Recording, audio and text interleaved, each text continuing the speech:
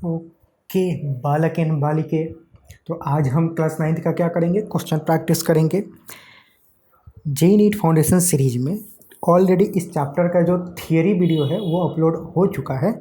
हम अब JEE NEET foundation series में हम इस चैप्टर को बोल रहे हैं force and laws of motion, पर एनसीईआरटी में इसका नामकरण कर दिया गया है हाउ फोर्स अफेक्ट मोशन, मतलब ऐसा नाम दिया हुआ है, पर बात सेम ही है। ठीक, मतलब जो जेई नीट फाउंडेशन ओलंपियाड या कहीं भी जो उनके बुक्स होते हैं उसमें हम यूजुअली इस चैप्टर को force and laws of motion ही बोलते हैं। तो इस सीरीज में हम इस चैप्टर को भले ही force and laws of motion बोल रहे हैं, पर एनसीईआरटी में जो चैप्टर दिया हुआ है हाउ फोर्स अफेक्ट मोशन, ये वही वाला चैप्टर है, सिर्फ नामकरण बदला गया है, थोबड़ा बदला गया है, अंदर का जो मसाला है सेम ही है। ठीक, अब जो नया जो एनसीईआरटी आया हुआ है 2026-2027 वाला, जो अपना एक्सप्लोरेशन साइंस है, उसके क्वेश्चन को प्रैक्टिस करेंगे, सारे ही क्वेश्चंस को प्रैक्टिस करेंगे। क्वेश्चन प्रैक्टिस का ये पार्ट 1 है, पार्ट 2 भी आएगा जिसमें हम एडवांस प्रॉब्लम करेंगे। अभी पार्ट 1 में एनसीईआरटी के जितने भी प्रॉब्लम्स हैं वो सारे के सारे प्रॉब्लम्स करेंगे। अब एनसीईआरटी में भी कुछ अच्छे लेवल के प्रॉब्लम्स है, इसलिए हम क्वेश्चन प्रैक्टिस सेशन में 2 पार्ट में कर रहे हैं। फर्स्ट पार्ट एनसीईआरटी होगा और सेकेंड पार्ट एडवांस प्रॉब्लम होगा। हर चैप्टर का यही सीक्वेंस होगा। तो हर चैप्टर का पहले थियरी आएगा, थियरी वीडियो ऑलरेडी इस चैप्टर का अपलोड हो गया है, आ गया है बहुत पहले ही। आई होप कि अब तक तुमने पढ़ाई कर लिया होगा, पूरा का पूरा थियरी वीडियो देख लिया होगा। अब क्वेश्चन प्रैक्टिस पे आते हैं। तो क्वेश्चन प्रैक्टिस पहले एनसीईआरटी करेंगे और फिर एडवांस क्वेश्चन प्रैक्टिस करेंगे। ठीक, नीचे डिस्क्रिप्शन में टेलीग्राम का लिंक होगा, वो ज्वाइन कर लेना। वहाँ से इंपॉर्टेंट मसाला मटेरियल वगैरह उस पर जाते रहता है फोकट का, तो वहाँ पे मिलते रहेगा। जो भी अपडेट होता है वो भी वहाँ पे मिलता है। इस वीडियो के जितने वीडियो होते हैं सबका जो पीपीटी होता है वो वहाँ पे तुम्हें मिल जाएगा, नोट्स मिल जाएगा। तो बहुत सारी चीज़ें मसाला मटेरियल मिलते रहता है, तो उसको ज़रूर ज्वाइन कर लेना। टेलीग्राम का लिंक नीचे डिस्क्रिप्शन में है, और डिस्क्रिप्शन में और भी कुछ लिंक्स होंगे, कुछ काम का होगा तो देख सकते हो। तो एक बार डिस्क्रिप्शन ज़रूर चेक कर लिया करो कि उसमें कुछ मटेरियल मसाला है क्या। ठीक है, तो बिना कुछ फालतू बकवास किए हुए, बिना कुछ फालतू ज़्यादा बकवास किए हुए, ऑलरेडी कुछ तो बकवास करती हूँ, ज़्यादा फर्दर बकवास किए हुए क्वेश्चन प्रैक्टिस शुरू करते हैं। ठीक, सीक्वेंस में करेंगे, एक एक करके सारे ही क्वेश्चंस को सॉल्व करेंगे एनसीईआरटी का। ठीक, पहला सवाल, फर्स्ट क्वेश्चन क्या बोल रहा है, using a horizontal force if a table is moved across the floor at a constant velocity, okay, how much is the frictional force exerted by the floor on the table। तो बोल रहा है कि constant force लगा करके ये floor हो गया, इस फ्लोर पे मान लो कि कोई टेबल रखा हुआ है। अब टेबल को कैसे बनाया जाए, मान लो कि ये कुछ टेबल है, इसे वो पीछे का गोड़ होगा। इस टेबल को फोर्स लगा करके एफ धकेला गया इधर, मान लो। ठीक, एफ फोर्स लगा करके ये टेबल जो है वो कांस्टेंट वेलोसिटी से मूव कर रहा है। कांस्टेंट वेलोसिटी से मूव कर रहा है मतलब क्या, कि वेलोसिटी उसका कांस्टेंट है। अच्छा, तो हमसे पूछ रहा है कि how much is the frictional force exerted by the floor on the table. तो अगर हम कैपिटल, मतलब सिचुएशन क्या दे रखा है कि एक टेबल है, उस टेबल पे कैपिटल फोर्स एफ लगा करके हम उस टेबल को यूनिफॉर्म वेलोसिटी से मूव कर रहे हैं। तो फ्लोर जो है उस टेबल पे कितना फोर्स लगा रहा है वो हमें कैलकुलेट करना है। तो मान लेते हैं कि जो फ्लोर टेबल पे फोर्स लगा रहा है वो स्मॉल एफ है, फ्रिक्शनल फोर्स। अब फोर्स हम इधर लगा रहे हैं, टेबल अगर इधर मूव कर रहा है तो फ्रिक्शनल फोर्स उल्टा लगेगा, पीछे वाले डायरेक्शन में लगेगा। मतलब जो फ्लोर टेबल पे फ्रिक्शनल फोर्स लगा रहा होगा वो इस डायरेक्शन में लगा रहा होगा। तो ये 2 फोर्स हुआ जो कि इस टेबल पे लग रहा है। अच्छा, अब टेबल जो है वो कांस्टेंट वेलोसिटी से मूव कर रहा है। कांस्टेंट वेलोसिटी, कांस्टेंट वेलोसिटी मतलब क्या, कांस्टेंट वेलोसिटी मतलब क्या, कांस्टेंट वेलोसिटी मतलब वेलोसिटी कांस्टेंट, मतलब क्या, एक्सेलरेशन जीरो। कांस्टेंट वेलोसिटी का मतलब क्या होता है, एक्सेलरेशन जीरो। एक्सेलरेशन क्या होता है, v minus U by T. अगर कांस्टेंट वेलोसिटी है तो वेलोसिटी चेंज ही नहीं हो रहा है, तो v और u दोनों सेम होगा, तो जीरो हो जाएगा एक्सेलरेशन, मतलब एक्सेलरेशन जीरो। एक्सेलरेशन जीरो का मतलब क्या हुआ कि फोर्स जीरो है। एक्सेलरेशन जीरो का मतलब क्या, कि force zero. Force equal to क्या, मास इंटू एक्सेलरेशन। अब एक्सेलरेशन जीरो है तो जीरो इंटू मास क्या होगा, जीरो ही होगा, तो यानी कि फोर्स जीरो है। फोर्स जीरो है यानी कि इस टेबल पे अगर टेबल कांस्टेंट वेलोसिटी से मूव कर रहा है, यानी कि टेबल पे जो फोर्स है वो क्या है, जीरो है। ठीक है, फोर्स का मतलब क्या होता है, नेट फोर्स। कभी भी फोर्स बोला जब हम लोग डे टू डे भाषा में मतलब बोलते हैं फोर्स, लेकिन वो होता है एक्चुअल में नेट फोर्स, कि मतलब नेट फोर्स उस टेबल पे 0 है। तो यहाँ पे बेसिकली ये नेट फोर्स की बात हो रही है।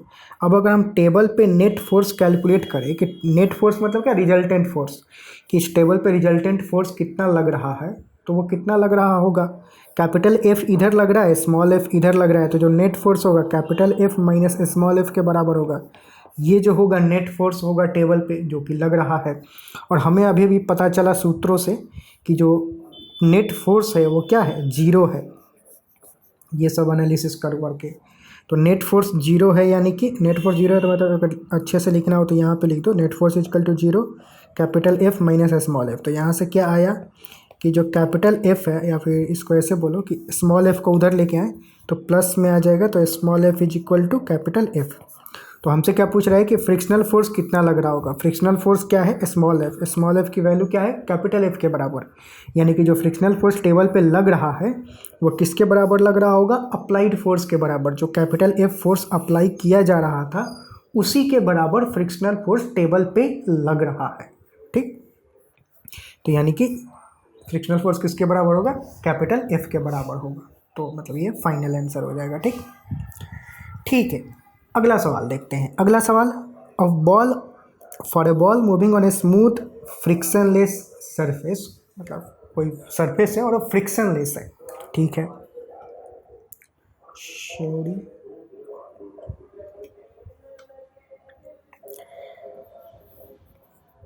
Choose the appropriate option that will make the following statement physically correct. नीचे कुछ स्टेटमेंट दिए गए हैं, उनमें से कोई चूज करो जो कि इनको मतलब सही बनाए। ठीक है, पहले तो स्टेटमेंट पढ़ते हैं क्या क्या है। If no net force is applied on the ball, the velocity of the ball will remains same, increase और डिक्रीज। अच्छा, मतलब बॉल कोई मूव कर रहा है फ्रिक्शनलेस सरफेस पे। फ्रिक्शनलेस सरफेस मतलब कोई भी फ्रिक्शनल फोर्स नहीं लगेगा, इसका मतलब यही हुआ। ठीक, अब बोल रहा है पहले स्टेटमेंट में कि अगर नेट फोर्स 0 रहा, एफ नेट, कोई भी एक्सटर्नल फोर्स, मतलब if no net force is applied, मतलब रिजल्टेंट फोर्स उस पर क्या होगा, 0 होगा, तो जो उसका वेलोसिटी होगा वो क्या होगा, तो वेलोसिटी सेम ही रहेगा, वेलोसिटी चेंज नहीं होगा। क्योंकि हम जानते हैं कि कोई भी, अगर न्यूटन का फर्स्ट लॉ, कि अगर कोई बॉडी कांस्टेंट वेलोसिटी से मूव कर रहा है और उस पर कोई भी नेट फोर्स ना लगे तो वो उसी कांस्टेंट वेलोसिटी के साथ मूव करते रहेगा, यानी कि वेलोसिटी जो होगा वो सेम ही रहेगा। ये एक तरीका हो गया, बहुत सारे तरीके हो सकते हैं सोचने के लिए, ये एक तरीका हो गया। दूसरा तरीका क्या हो सकता है, न्यूटन सेकेंड लॉ से भी हम सोच सकते हैं। न्यूटन सेकेंड लॉ में क्या, हमें फोर्स का डेफिनेशन मिलता है, फोर्स का फॉर्मूला मिलता है, फोर्स इजकल टू क्या, mass into acceleration, m into a. अब अगर नेट फोर्स 0 हो जाए, नेट फोर्स 0 हो गया तो 0 equal to mass into acceleration. Mass तो 0 होगा नहीं, यानी कि एक्सेलरेशन जो होगा वो क्या होगा, 0 होगा। ठीक, मतलब 0 इजकल टू m इंटू ए, तो या तो ये 0 नहीं तो ये 0। मास तो 0 नहीं होगा तो एक्सेलरेशन क्या होगा, 0। एक्सेलरेशन 0 का मतलब क्या हुआ कि वेलोसिटी कांस्टेंट, वेलोसिटी चेंज हो ही नहीं रहा है, तभी तो एक्सेलरेशन 0 है। वेलोसिटी कांस्टेंट रहता है उसका मतलब क्या कि एक्सेलरेशन 0 है। ठीक, पिछले वाले केस में भी हमने देखा था। तो वेलोसिटी कांस्टेंट रहेगा, तो यानी कि नेट फोर्स 0 रहेगा तो वेलोसिटी क्या रहेगा, सेम, वेलोसिटी रिमेन सेम, यानी कि जो इसमें सेम वाला है वो करेक्ट हो जाएगा, तब ये स्टेटमेंट पूरा का पूरा करेक्ट होगा। दूसरा क्या, if the net force is applied on the ball in the direction of motion, जिधर बॉल मूव कर रहा है अगर उसी डायरेक्शन में फोर्स अप्लाई किया जाए तो क्या होगा, तो वेलोसिटी इंक्रीज करेगा। सीधा दिख रहा है कि मतलब इम्पैक्ट ऑफ फोर्स हमने देखा था कि फोर्स किसी चीज़ का वेलोसिटी इंक्रीज कर सकता है, डिक्रीज कर सकता है। अगर हम फोर्स उसी डायरेक्शन में लगाएं जिधर बॉडी मूव कर रहा है तो उसका वेलोसिटी क्या होगा, इंक्रीज कर जाएगा। तो यही होगा, move the direction, if a net force is applied on the ball in the direction of its motion, the magnitude of the velocity of the ball remains not same, the velocity of the ball will increase, यानी कि will यहाँ तक तो सही रहेगा, will, उसके बाद increase, not remain same, ये गलत है, विल इंक्रीज वाला सही होगा, तो ये स्टेटमेंट सही हो जाएगा। ठीक, अच्छा, तीसरा क्या बोल रहा है कि if the net force is applied on the ball in direction opposite to the direction of motion, कि अगर एक फोर्स अप्लाई किया जाए नेट फोर्स अपोजिट डायरेक्शन में, अपोजिट डायरेक्शन में अप्लाई किया जाएगा तो क्या होगा, बॉल का वेलोसिटी डिक्रीज करेगा।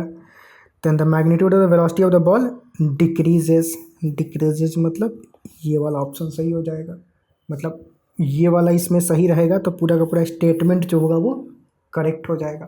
ठीक, तो ये तीसरा पार्ट हो गया, तो ऐसे ही इसको करना था। ठीक, ओके, अगला सवाल देखते हैं। Next question, two block P and Q on a smooth surface are shown in the figure 3.36a 6.36 AB। ठीक, two forces of magnitude 4 and 5 newton are acting in opposite direction on block P। P पे दो force लग रहा है, 4 Newton का और 5 Newton का। ठीक है, और ये स्मूथ हॉरिजेंटल सरफेस है, मतलब जो यहाँ पे कोई भी फ्रिक्शनल फोर्स नहीं लग रहा है, ये ध्यान देंगे। ठीक है, while the block Q moving with constant velocity, जबकि जो ब्लॉक Q है वो कांस्टेंट वेलोसिटी से मूव कर रहा है। ठीक है, which of the following statement is correct, तो इसमें से कौन सा स्टेटमेंट करेक्ट होगा। ठीक है, देखते हैं कौन सा करेक्ट होगा। स्टेटमेंट पढ़ते हैं पहले। क्या है पहला स्टेटमेंट, क्या बोल रहा है कि P experience a net force and Q does not experience a net force. अच्छा, अगर नेट फोर्स की बात की जाए तो P पे अगर देखा जाए तो P पे कौन कौन से फोर्सेस लग रहा है, एक 5 न्यूटन का इधर लग रहा है, 4 न्यूटन का इधर लग रहा है, और फ्री स्मूथ हॉरिजॉन्टल सरफेस है, स्मूथ हॉरिजॉन्टल सरफेस है तो कोई भी फ्रिक्शनल फोर्स इस पे होगा नहीं। तो जो फोर्स लग रहा है वो यही दो फोर्स है जो कि दिख रहा है। ठीक है, तो एक 5 न्यूटन का इधर हो गया और 4 न्यूटन का इधर हो गया। तो जो नेट फोर्स होगा इस पे, नेट फोर्स किसके बराबर हो जाएगा, 5 - 4 1 न्यूटन के बराबर हो जाएगा नेट फोर्स। तो यानी कि P पे जो ब्लॉक P है उस पर नेट फोर्स लग रहा है। यस, Q जो क्या, Q के बारे में क्या बोल रहा है, Q is moving with constant velocity. अगर कांस्टेंट वेलोसिटी से मूव कर रहा है तो उस पर फोर्स क्या, उसका एक्सेलरेशन क्या होगा, जीरो होगा। कांस्टेंट वेलोसिटी मतलब एक्सेलरेशन क्या होगा, Q का जीरो होगा। अगर एक्सेलरेशन जीरो है Q का तो उस पर फोर्स जो लग रहा होगा नेट फोर्स वो भी जीरो होगा, क्योंकि Q के लिए अगर बात बोली जाए तो Q के लिए एक्सेलरेशन ऑफ Q जीरो है, तो फोर्स ऑन Q क्या हो जाएगा, mass of Q into acceleration of Q। Acceleration Q का जीरो है तो mass of Q into zero क्या हो जाएगा, जीरो के बराबर। तो जो नेट फोर्स होगा Q पे वो क्या होगा, जीरो होगा। तो नेट फोर्स P पे तो लग रहा है नेट फोर्स, लेकिन Q पे जो नेट फोर्स होगा वो क्या होगा, जीरो होगा। ये हकीकत है।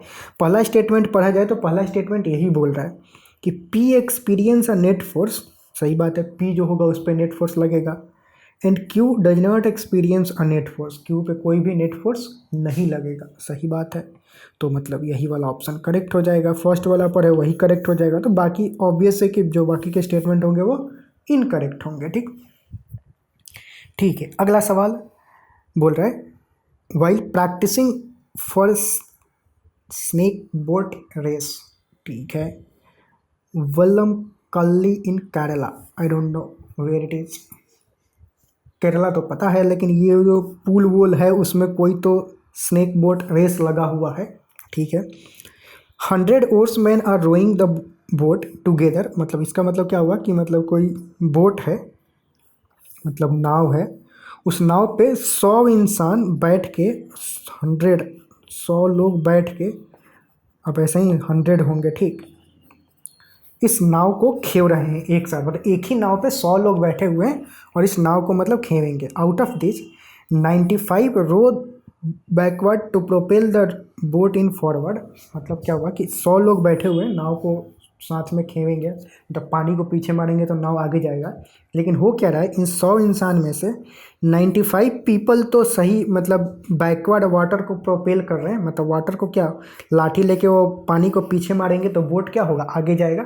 तो 95 लोग तो सही कर रहे हैं, but by mistake 5 oarsmen row in opposite direction, लेकिन इसमें से 5 पी के बैठे हुए हैं और वो उल्टा डायरेक्शन में नाव को खींच रहे हैं, मतलब नाव को जाना चाहिए इधर, उसके लिए उनको खींचना चाहिए पीछे की तरफ कि आगे की तरफ नाव जाए, लेकिन 5 बकलोल आदमी बैठा हुआ है और वो नाव को इधर खींच रहे हैं कि नाव इधर जाए, उल्टा डायरेक्शन में फोर्स लगा रहे हैं।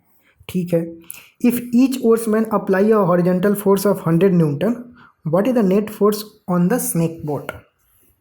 मतलब सांप वाला स्नेक बोट, मतलब शायद सांप वाला बोट का नाम होगा। तो अब बोल रहा है कि हर एक जो आदमी इस पे बैठा हुआ है वो 200 न्यूटन का फोर्स लगा रहा है।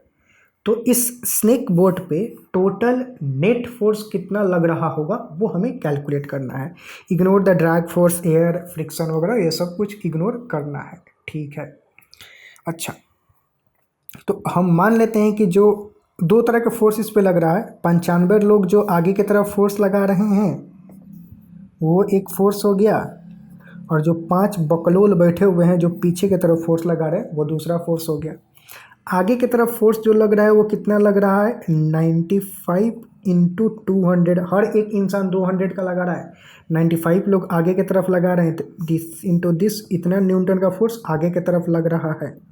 5 बकलोल जो बैठे हुए हैं पीछे की तरफ लगा रहे हैं तो 5 इंटू 200, इतना न्यूटन का फोर्स पीछे की तरफ लग रहा होगा, ठीक। तो नेट फोर्स कितना लगेगा, हम इस फोर्स को मान देते हैं F1, इसको बोल देते हैं F2। तो जो इस पे नेट फोर्स लग रहा होगा F नेट, वो F1 माइनस F2 के बराबर होगा। F1 जो कि इधर 95 लोग लगा रहे हैं और F2 सब्ट्रैक्ट कर दो क्योंकि उल्टा डायरेक्शन में लग रहा है। तो ये क्या हो जाएगा, 95 इंटू 200 माइनस 5 इंटू 200। अब 200 इसमें से कॉमन ले सकते हो तो 95 माइनस 5 हो जाएगा। 295 माइनस 5 कितना हो जाएगा, 90। ये क्या हो जाएगा, 3 को 0 और 9 दूना के 18, इतना न्यूटन का फोर्स बोट पे लग रहा है। तो रिजल्टेंट फोर्स हमसे पूछा जा रहा है कि नेट फोर्स कितना लग रहा है बोट पे, तो नेट फोर्स बोट पे इतना लग रहा है। ये अपना फाइनल आंसर हो जाएगा, ठीक। ठीक है, आगे बढ़ते हैं। अगला सवाल, When a net force act on an object, we observe that the object accelerate। मतलब बोल रहा है कि अगर कोई ऑब्जेक्ट पे नेट फोर्स लग रहा है तो हमें ऐसा मतलब लगता है कि वो जो, मतलब हम ऑब्जर्व क्या करते हैं कि वो ऑब्जेक्ट एक्सेलरेट करता है। सही बात है, जो कि मतलब न्यूटन का जो सेकंड लॉ है यही बोलता है कि F net is equal to क्या, मास इनटू एक्सेलरेशन। तो किसी भी चीज़ पे नेट फोर्स अगर होगा तो उसमें कुछ ना कुछ एक्सेलरेशन आएगा ही। एक्सेलरेशन क्या हो जाएगा, नेट फोर्स बाय मास, ये बराबर होगा, ठीक है। अब कुछ ऑप्शन बोल रहा है, जरा ऑप्शन पढ़ते हैं। ऑब्जेक्ट एक्सेलरेट, ठीक है। Opposite to the direction of force with the acceleration proportional to the force acting on the object, ना। मतलब पूरा बात समझो। When a net force act on an object we observe that the object accelerate. सही बात है।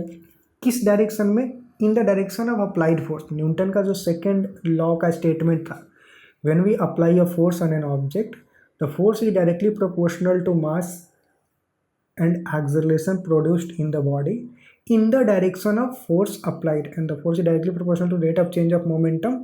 मतलब दूसरा स्टेटमेंट भी ऑल्सो वो भी था, but in the direction of force applied ये भी स्टेटमेंट था। तो किसी भी ऑब्जेक्ट पे नेट फोर्स लगेगा तो वो ऑब्जेक्ट एक्सेलरेट करेगा। किस डायरेक्शन में एक्सेलरेट करेगा, जिस डायरेक्शन में फोर्स लग रहा है उसी डायरेक्शन में एक्सेलरेट करेगा। तो object accelerate in the direction of force, ये सही स्टेटमेंट है। With acceleration inversely proportional, no, in the direction of with acceleration directly acceleration proportional to the force acting on the mass. When a force is applied on the object accelerate and the acceleration is directly proportional to the force applied, और directly proportional या फिर सिर्फ proportional to the force applied. और किस direction में, जिस direction में force लगाया जा रहा है उसी डायरेक्शन में एक्सेलरेशन होता है। तो फोर्थ वाला ऑप्शन जो होगा वो करेक्ट होगा इसमें, कि एक्सेलरेशन फोर्स के डायरेक्शन में ही होगा और जो एक्सेलरेशन जो होगा वो डायरेक्टली प्रोपोर्शनल टू फोर्स होगा, ठीक। ठीक है, आगे का सवाल देखते हैं। Next, the position time graph for the 4 object A B C D moving along the straight line are given in figure 6.37 पॉट। सुन के लोग बौखला जाएंगे, मास्टर मतलब डेसिमल के बाद के चीज़ों को डिजिट में पढ़ते हैं। 6.37 पढ़ना चाहिए, ना कि 37 पढ़ना चाहिए अगर नहीं पता हो तो। अ नेट फोर्स एक्ट ऑन, अब बोल रहा है कि पोजीशन टाइम ग्राफ दे रखा है 4 ऑब्जेक्ट का, A B object C object D का। अब इस पे कौन से पे नेट फोर्स लग रहा है ये हमें पता करना है। ठीक है, देखते हैं। ऑब्जेक्ट ए का पोजीशन टाइम ग्राफ क्या है? स्ट्रेट लाइन है। स्ट्रेट लाइन है मतलब पोजीशन टाइम ग्राफ है स्ट्रेट लाइन, मतलब वेलोसिटी क्या होगा? कांस्टेंट होगा। इसमें तो वेलोसिटी फिर क्या हुआ? कांस्टेंट हुआ। अगर वेलोसिटी कांस्टेंट है तो एक्सेलरेशन क्या होगा? जीरो होगा। एक्सेलरेशन जीरो मतलब फोर्स जीरो होगा। दूसरे वाले केस में क्या है? तो इसमें तो मतलब ऑब्जेक्ट ए पे कोई भी नेट फोर्स नहीं लग रहा है। दूसरे वाले ऑब्जेक्ट की बात की जाए तो पोजीशन टाइम ग्राफ कांस्टेंट है, मतलब पोजीशन टाइम ग्राफ कांस्टेंट है मतलब पोजीशन सेम ही है हर टाइम पे। पोजीशन सेम है मतलब कि वो मूव ही नहीं कर रहा है। मूव ही नहीं कर रहा है तो मतलब वेलोसिटी ही जीरो है। वेलोसिटी जीरो है तो हमेशा जीरो होता है। एक्सेलरेशन भी जीरो होगा। एक्सेलरेशन जीरो होगा तो फोर्स भी जीरो होगा। तो बी पे भी कोई फोर्स नहीं लग रहा है। अगर डी की बात की जाए तो डी पे क्या है कि पोजीशन टाइम ग्राफ ऐसे निगेटिव आ रहा है, ठीक है कोई बात नहीं, पर वेलोसिटी क्या होगा? कांस्टेंट होगा, क्योंकि पोजीशन टाइम ग्राफ जब स्ट्रेट लाइन होता है तो वेलोसिटी कांस्टेंट होता है। यहाँ पे वेलोसिटी नेगेटिव डायरेक्शन में होगा, बस अंतर इतना होगा। यहाँ पे वेलोसिटी पॉजिटिव होगा क्योंकि ये एक्यूट एंगल है। वेलोसिटी क्या होता है? स्लोप के बराबर होता है। पोजीशन टाइम ग्राफ का जो स्लोप होता है वो वेलोसिटी के बराबर होता है। स्लोप इसका पॉजिटिव होगा क्योंकि ये थीटा एक्यूट एंगल है। यहाँ पे ये थीटा ऑब्ट्यूस एंगल है तो tan थीटा मतलब नेगेटिव होगा। स्लोप नेगेटिव होगा तो वेलोसिटी नेगेटिव होगा, लेकिन वेलोसिटी कांस्टेंट होगा। बात ये है। तो वेलोसिटी इसमें भी कांस्टेंट होगा। वेलोसिटी कांस्टेंट होगा तो एक्सेलरेशन जीरो होगा। एक्सेलरेशन जीरो मतलब फोर्स जीरो होगा। तो इसमें भी फोर्स जीरो हो गया तो ऑब्वियस है कि इस केस में फोर्स आना है, लेकिन कैसे आएगा? अब यहाँ पे देखो, ये पोजीशन टाइम ग्राफ जो है कर्व है। कर्व है मतलब स्लोप जो होगा वो हर पॉइंट पे अलग अलग होगा। इस पॉइंट पे स्लोप टेंजेंट ये स्लोप होगा। इस पॉइंट पे अगर स्लोप देखोगे तो यहाँ पे टेंजेंट बना, वहाँ पे टेंजेंट का ये स्लोप होगा। तो हर पॉइंट पे स्लोप चेंज हो रहा है। स्लोप चेंज हो रहा है तो वेलोसिटी चेंज होगा, क्योंकि पोजीशन टाइम ग्राफ का जो स्लोप होता है वो क्या देता है? वेलोसिटी देता है। तो वेलोसिटी चेंज हो रहा है। वेलोसिटी चेंज हो रहा है तो एक्सेलरेशन जीरो के बराबर नहीं होगा, कुछ ना कुछ एक्सेलरेशन होगा। एक्सेलरेशन नॉन जीरो होगा तो फोर्स भी नॉन जीरो होगा। फोर्स भी जीरो नहीं होगा, कुछ ना कुछ फोर्स भी होगा। तो ऑब्जेक्ट सी पे जो नेट फोर्स है वो कुछ ना कुछ लग रहा है। तो net force act on object C, यानी कि जो थर्ड ऑप्शन होगा वो करेक्ट हो जाएगा। ठीक, तो सवाल ये कंप्लीट हुआ। अगला सवाल देखते हैं। A seller jump out of a small boat on the shore, मतलब किनारे पे लगा हुआ एक बोट था, उसमें से जो खेवने वाला आदमी था वो खेवने वाला आदमी कूद गया उस पर से। I the seller jump forward, जैसे ही आगे जंप किया। विल द बोट मूव, क्या बोट मूव करेगा? इफ़ यस, अगर बोट मूव करेगा तो विच डायरेक्शन, किस डायरेक्शन में करेगा और क्यों उस डायरेक्शन में करेगा, ये सारा बातें बताना है। ठीक है, अब देखो, सेलर इस पे से जंप करेगा तो सेलर जंप करेगा, सेलर को किधर मूव करना है? आगे की तरफ जाना है। सेलर को आगे की तरफ जाना है तो वो फोर्स अप्लाई करेगा पीछे की तरफ, यानी कि बोट पे वो पीछे की तरफ फोर्स लगाएगा। तो उससे होगा क्या? ये जो इंसान है वो बोट पे फोर्स लगाया पीछे की तरफ। अब न्यूटन थर्ड लॉ के अनुसार बोट जो है वापस इस पे फोर्स लगाएगा उल्टा डायरेक्शन में आगे की तरफ, जिससे कि ये इंसान जो है वो आगे चला जाएगा, ठीक, कूद जाएगा आगे। लेकिन इसने बोट पर किधर फोर्स लगाया? पीछे की तरफ। तो बोट किधर मूव करेगा? पीछे की तरफ। तो यहाँ पर पूछ रहा है कि विल द बोट मूव, तो यस बोट विल मूव। किधर मूव करेगा? पीछे की तरफ। क्यों पीछे की तरफ? क्योंकि सेलर ने, ये सेलर नहीं शायलर ने, मतलब जो भी ये खेवने वाला इंसान था, उसने बोट पे पीछे की तरफ फोर्स लगाया था, इसीलिए पीछे की तरफ मूव करेगा। ठीक, इसी बात को अंग्रेजी में मैंने यहाँ पे लिख दिया है। ठीक, सेम ही बात जो भी बोला वो अंग्रेजी में समझा दिया, और इसी बात को मतलब अगर एग्जाम में लिखना हो तो अंग्रेजी में कैसे लिखेंगे इसी बात को, तो यहाँ पे लिख दिया हो ताकि मतलब टाइम वेस्टेज ना होगा यहाँ पे। ठीक है, आगे का देखते हैं। अब इसका भी यहाँ पे ऑलरेडी एक्सप्लेनेशन दे दिया गया है, तो इसको ज़रा डुप्लीकेट करके समझाते हैं। हो जा भाई,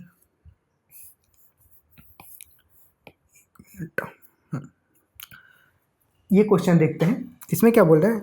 during a high jump a landing mat और sand bed is placed for the athlete to fall upon, explain the reason behind it.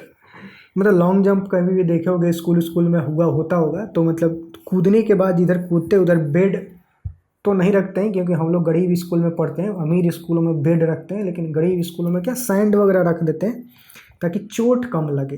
ठीक, तो पहले तो मेरे सवाल में बोल रहे हैं कि इधर सैंड वगैरह रखते हैं, क्यों रखते हैं, तो इसके पीछे का कारण क्या है वो समझाओ। तो देखो, सैंड वगैरह या फिर बेड वगैरह क्यों रखते हैं, ताकि चोट कम लगे। इतना तो बात समझ में आता है कि मतलब हर्ट ना हो, मतलब कुछ टूटे फूटे ना, हमें चोट कम लगे जब हम इधर कूदे तो। अब सैंड रखने से चोट कम क्यों लगता है, ये बात अब अगेन हुआ। तो होता क्या है कि जैसे कि मान लो कि ये सरफेस है, मतलब ये वाला सरफेस है, इस पर सैंड रखा हुआ है, इस पे मान लो कि इधर इतना मोटा सैंड रखा हुआ है। ठीक, अब अगर ये सैंड ना होता, सिर्फ डायरेक्ट अगर ये फ्लोर होता, मतलब जैसे ये फ्लोर था, सिर्फ डायरेक्ट फ्लोर होता, इस पे सैंड ये नहीं होता, तो कोई भी इंसान अगर आएगा, उसका कुछ कूदेगा तो उसका कुछ वेलोसिटी होगा, मान लो कुछ वेलोसिटी कुछ वी नॉट था। ठीक, अब वो वेलोसिटी पहले वी नॉट था, मतलब इनिशियल वेलोसिटी मान लो यू था, और फाइनल वेलोसिटी उसका सडनली जीरो हो जाएगा, जैसे ही इस पर टकराएगा सडनली जीरो हो जाएगा, तो तुरंत से। अब इसमें क्या होगा कि मान लो कि कूद रहा है, तो उसका कुछ इनिशियल वेलोसिटी यू रहेगा, और इस पर कुछ वो धंसेगा तो धीरे धीरे उसका वेलोसिटी कम होगा, और फाइनल वेलोसिटी तो जीरो होगा ही, लेकिन उसमें कुछ टाइम लगेगा, वेलोसिटी जीरो होने में, यू से जीरो होने में टाइम लगेगा कुछ डेल्टा टी या फिर टी मान लो। इसमें जो टाइम लगेगा इनिशियल से जीरो होने में बहुत कम लगेगा, तुरंत जीरो हो जाएगा। जैसे ही मतलब गिरा वैसे तुरंत मतलब उसका वेलोसिटी जीरो हो जाएगा, तो तुरंत उसका वेलोसिटी जीरो हो जाएगा, मतलब समझ रहे हो। तो उससे तो होगा क्या, फोर्स जो इस पर चोट लगेगा, जो उसको फोर्स महसूस होगा, वो क्या होता है, मास इंटू एक्सेलरेशन, एक्सेलरेशन क्या, v minus U by T.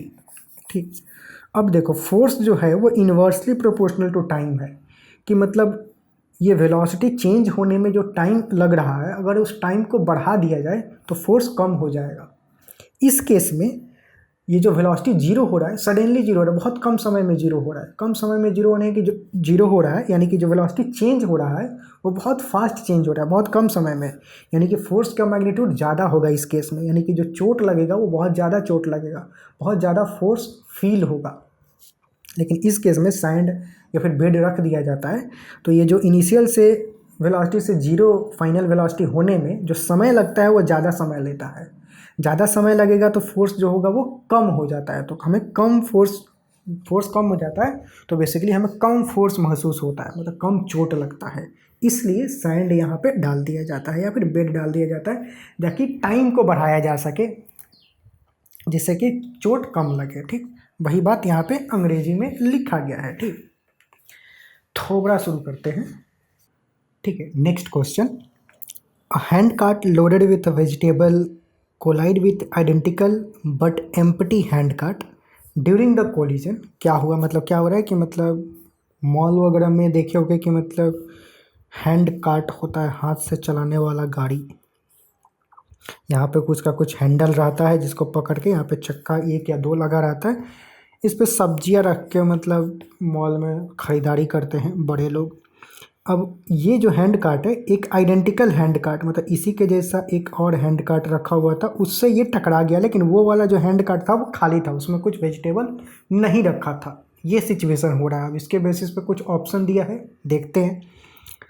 The loaded hand cart exert a force of larger magnitude on the empty cart. अच्छा, मतलब लोडेड कार्ट, ये empty cart, empty not empty, empty अंग्रेजी सही करना है, एम्प्टी कार्ट से जाके टकरा गया, तो बोल रहे क्या इसने ज़्यादा फोर्स लगाया, जी नहीं, बिल्कुल नहीं। न्यूटन का तीसरा नियम क्या बोलता है कि अगर इसने इस पर कुछ फोर्स लगाया एफ,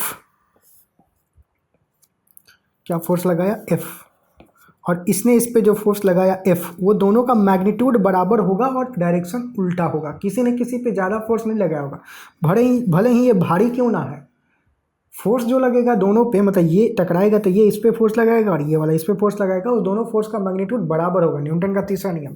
तो मतलब भले ट्रेन तुमसे टकरा जाए, तो ऐसा नहीं कि ट्रेन ने तुम पे ज़्यादा फोर्स लगाया, तुमने भी ट्रेन पे उतना ही फोर्स लगाया था। बात समझ रहे हो, सुनने में अजीब लग रहा होगा पर यही सच्चाई है, न्यूटन बाबा का तीसरा नियम, कि ट्रेन भी तुमसे टकरा रहा है तो ट्रेन तुम पे कुछ फोर्स लगाएगा, उतना ही फोर्स तुमने भी ट्रेन पे लगाया, पर जो तुमने फोर्स लगाया F, मान लो कि 100 न्यूटन का फोर्स लगा, तो वो 100 न्यूटन का फोर्स तुम्हारे ऊपर ज़्यादा इम्पैक्ट क्रिएट करेगा, लेकिन 100 न्यूटन का फोर्स ट्रेन के ऊपर ना के बराबर इम्पैक्ट क्रिएट करेगा। जो ट्रेन है वो बर्दाश्त कर जाएगा उतना फोर्स काफ़ी आसानी से, लेकिन उतना ही फोर्स तुम नहीं बर्दाश्त कर पाओगे, तुम्हारा लेदा छिया हो जाएगा, मतलब पूरा दिमाग खुल जाएगा उतना में।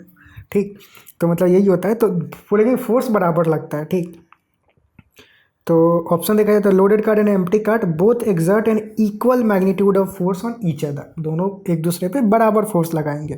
तो जो फोर्थ वाला ऑप्शन होगा इसमें वो करेक्ट ऑप्शन होगा। ठीक, सवाल कंप्लीट हुआ। अगला सवाल, the acceleration mass graph for the, अच्छा the acceleration mass graph, acceleration और मास का ग्राफ दे रखा है, अजीब ग्राफ दे रखा है। Mass graph for the acceleration produced by a force on object of different mass is plotted in figure 6.40. Plot the force mass graph for this case। ठीक है, acceleration mass graph दे रखा है और हमसे पूछ रहा है कि फोर्स मास ग्राफ प्लॉट करो। ठीक है, प्लॉट करने के लिए, कोई भी ग्राफ प्लॉट करने के लिए हमें कुछ डेटा पॉइंट चाहिए होता है। मतलब यहाँ पे ये जैसे किसके बराबर है, मास वर्सेस एक्सेलरेशन का है। हमें क्या प्लॉट करना है, मास वर्सेस फोर्स, तो उसके लिए कुछ डेटा पॉइंट चाहिए होगा। अब देखो, मास का अगर डेटा लिखा जाए तो मास 1 kg, 2, 3, 4, 5 kg ईच है, 1, 2, 3, 4, एक और 5। अब इस मास के कॉरेस्पॉन्डिंग फोर्स कितना है, तो उसके लिए क्या, फोर्स का फॉर्मूला क्या होता है, force is equal to mass into acceleration. ठीक, अब देखो यहाँ पे एक्सेलरेशन है, यहाँ पे मास है, हमें क्या चाहिए, फोर्स चाहिए। तो 1 kg मास जब था तो फोर्स कितना था, तो देखो 1 kg मास ये हो गया, तो यहाँ पे एक ऐसा लाइन ड्रॉ करो, और तो उसमें फोर्स कितना था, मतलब फोर्स ये था, ये नहीं था। 1 kg मास के जगह पे लाइन ऐसे ड्रॉ करो, तो ऐसे ड्रॉ करोगे तो यहाँ पे इस ग्राफ को कट कर रहा है। ग्राफ को कहाँ पे कट कर रहा है, यहाँ पे, यानी कि उसके कॉरेस्पॉन्डिंग एक्सेलरेशन कितना था, 10 था। तो जब मास, फोर्स इजिकल टू क्या, mass, force is equal to mass into acceleration. ठीक, ये होता है फॉर्मूला। जब मास 1 kg का था तो उस समय एक्सेलरेशन कितना था, उस समय एक्सेलरेशन 10 था, तो 10। तो उस समय फोर्स कितना हो जाएगा, 10, यानी कि जब मास 1 तो फोर्स कितना, 10, तो यहाँ पे 10 लिख देंगे। ठीक, वैसे ही दूसरा वाला केस देखेंगे, जब मास 2, तो मास जब 2 kg का था तो फोर्स कितना का था, सॉरी, जब मास 2 kg का था तो एक्सेलरेशन कितना था, 5। मास 2 था तो एक्सेलरेशन कितना था, 5, तो फोर्स कितना हो जाएगा, 10। तो अभी भी फोर्स कितना हुआ, 10 ही। तो 2 kg मास के कॉरेस्पॉन्डिंग भी फोर्स कितना आया, 10 ही आएगा। 3 kg के कॉरेस्पॉन्डिंग एक्सेलरेशन कितना था, 3 kg, उसके कॉरेस्पॉन्डिंग ये पॉइंट, तो इसको ऐसे मतलब यहाँ पे मैं थोड़ा बड़ा करके दिखाऊँ, ये रहा। अब इसके कॉरेस्पॉन्डिंग इधर आओगे तो मतलब यहाँ पे, अब इसको एग्जैक्ट तो पता चल नहीं रहा है, अगर पूरा का पूरा स्केल से देखोगे, मतलब ये जो 3 वाला है वो तो इसको यहाँ पे काट रहा है, इस पॉइंट पे काट रहा है। अब उस पॉइंट के कॉरेस्पॉन्डिंग तो ऐसे देखोगे, मतलब यहाँ पे तो वैसे स्केल की ज़रूरत भी नहीं है, यहाँ पे लाइन भी दे रखा है, पर थोड़ा सा नीचे आएगा, यहाँ पे आएगा कॉरेस्पॉन्डिंग। अब दिख रहा है यहाँ पे, ये रहा, तो यहाँ पे आ रहा है। अब ये कितना है, अब ये 2.5 है, ये 5 है, तो बीच वाला कोई पॉइंट होगा, तो बेसिकली इसको 3.3 के आसपास होना चाहिए ये। तो ये 3 है, ये कुछ 3.3 के आसपास होना चाहिए, क्योंकि प्रोडक्ट तभी जा कर के 10 होगा। अब हर जगह 10 आ रहा है, तो यहाँ पर भी मैं एक्सपेक्ट कर रहा हूँ कि 3.3 के आसपास ही होगा, तभी जा कर के 10 आएगा, और 10 ही रहेगा फोर्स। ठीक है, पर ये थोड़ा सा एम्बिग्यूटी है, तो इसको बाद में भी डील कर लेंगे, इसको खोपचे में रखते हैं। मतलब 10 भी हो सकता है, 9.9 भी हो सकता है, 9.8 भी हो सकता है, पर अप्रॉक्सीमेटली 10 ही होगा, मतलब इतना मान के चलो। जब मास 4 kg का था तब एक्सेलरेशन कितना था, 2.5 का। अब ये देखो, ये सीधा सीधा है, ये इस पॉइंट पे कट कर रहा है, तो इस पॉइंट पे एक्सेलरेशन कितना है, 2.5 का। यानी कि फोर्स कैलकुलेट करें तो जब मास 4 था तो एक्सेलरेशन कितना, 2.5, तो फोर्स कितना हो जाएगा, 4 इंटू 2.5, 10 न्यूटन। तो यहाँ भी कितना आएगा, 10 न्यूटन आएगा। जब मास 5 kg का था, मास जब 5 kg का था तो एक्सेलरेशन कितना था, 2.5 से थोड़ा नीचे 2 के बराबर होगा फिर ये। तो यहाँ पे मैं कैलकुलेट कर ले रहा हूँ, मास जब 5 kg का तो एक्सेलरेशन कितना 2, तो फोर्स कितना हो जाएगा 10, तो यानी कि फोर्स यहाँ पे कितना हो जाएगा 10। तो हर मास के कॉरेस्पॉन्डिंग यहाँ पे दिख रहा है कि जो फोर्स है वो 10 ही आ रहा है। अभी बाकी सब 10 है तो ये भी 10 ही होगा, मान के मैं चलता हूँ, ठीक, और होगा भी 10 मतलब, ठीक। तो हर मास के कॉरेस्पॉन्डिंग जो फोर्स आ रहा है वो कितना आ रहा है, 10 न्यूटन का आ रहा है। तो बस अब अगर ग्राफ प्लॉट करें अगर, तो ये हो गया मास, ये हो गया फोर्स, मास 1 2 3 4 5, 1 2 3 4 5। हर मास के कॉरेस्पॉन्डिंग फोर्स की वैल्यू, मान लो कि ये वाला जो फोर्स है वो 10 न्यूटन का है, तो फोर्स की वैल्यू 10 है, तो मतलब ग्राफ जो होगा कैसा रहेगा, ग्राफ जो होगा वो स्ट्रेट लाइन ऐसे बनेगा। मतलब मास जब 1 तब भी फोर्स 10, मास 2 तब भी फोर्स 10, मास 3 तब भी फोर्स 10, 4 और 5 सब पे फोर्स 10 ही रहेगा। तो जो ग्राफ बनेगा वो स्ट्रेट लाइन ऐसे ग्राफ बनेगा। तो जो हमसे ग्राफ पूछा जा रहा है कि फोर्स वर्सेस मास का ग्राफ बनाइए, तो फोर्स वर्सेस मास का जो ग्राफ होगा वो ऐसा दिखेगा, ठीक। तो ये ग्राफ हो जाएगा। और ये तरीका होता है मतलब ग्राफ प्लॉट करने, कोई भी ग्राफ प्लॉट करना है तो पहले कुछ पॉइंट लो, पॉइंट कैसे पता करो कि वो पॉइंट कैसे होगा। अगर कुछ कैलकुलेट करना है तो कैलकुलेशन करके वो पॉइंट कैलकुलेट करो। एक बार पॉइंट मिल गया तो फिर ग्राफ पे मतलब सारे पॉइंट को प्लॉट करो, फिर ज्वाइन कर दो, ठीक। तो तुम्हें पूरा का पूरा ग्राफ मिल जाएगा और ये इसका फाइनल ग्राफ होगा जो हमसे पूछा जा रहा है इसमें, ठीक है। अगला सवाल, नेक्स्ट क्वेश्चन बोल रहा है the velocity time graph for the object of mass 10 kg moving along a straight line is shown in the figure 6.41। 6.41 में कोई वेलोसिटी टाइम ग्राफ किसी ऑब्जेक्ट का दे रखा है। Calculate the force acting on the object using the graph. Graph का use करके उस object पे कितना फोर्स लग रहा है वो हमें कैलकुलेट करना है, ठीक है। फोर्स क्या होता है, मास इंटू एक्सेलरेशन। मास तो दे रखा है 10 kg, 10 इंटू एक्सेलरेशन, पर एक्सेलरेशन नहीं पता है। तो एक्सेलरेशन नहीं पता है तो एक्सेलरेशन कहाँ से हम कैलकुलेट करेंगे, ग्राफ से कैलकुलेट करेंगे। ग्राफ किसका है, वेलोसिटी वर्सेस टाइम का है। वेलोसिटी वर्सेस टाइम से ग्राफ, वेलोसिटी वर्सेस टाइम के ग्राफ से एक्सेलरेशन कैसे कैलकुलेट करते हैं। एक्सेलरेशन जो होता है वो किसके बराबर होता है, slope of the velocity time graph, slope of v versus t graph, v versus T graph. तो स्लोप इसका कैसे कैलकुलेट करेंगे, अब स्लोप कैलकुलेट करने के लिए यहाँ पे हम बहुत सारे तरीका हो सकता है। एक तो यही वाला छोटा सा ट्रायंगल हम मान सकते हैं, ठीक, या फिर तुम ये बड़ा वाला ट्रायंगल भी ले सकते हो, उससे भी कैलकुलेट कर सकते हो। अगर हम छोटा वाला ट्रायंगल लें, छोटा वाला ट्रायंगल लें तो वहाँ स्लोप किसके बराबर होगा, परपेंडिकुलर बाई बेस, मतलब this length divided by this length. तो ये वाला जो लेंथ है वो किसके बराबर है, ये 20 है, ये 10 है, तो ये वाला जो लेंथ होगा 20 माइनस 10, 10 के बराबर होगा, 10 के बराबर होगा। ये वाला लेंथ 4 के बराबर है, 0 से 4। तो जो स्लोप होगा किसके बराबर होगा, 10/4 के बराबर हो जाएगा।